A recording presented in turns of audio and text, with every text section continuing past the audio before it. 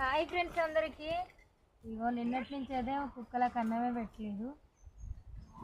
నేను అటు పోయినా కదా, ఇగో ఇప్పుడు వచ్చి వండి అయితే పెడుతున్నాం ఆ కుక్కలకు అన్నం.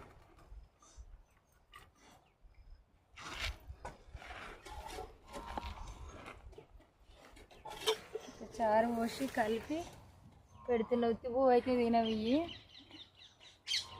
అని పాపం నిన్నటి నుంచి అయితే ఆకలితో చచ్చిపోయినాయి అనుకుంటా. పాపం నిన్న పొద్దుగాల పోతే ఇప్పుడు వచ్చిన తోటలోకి అయితే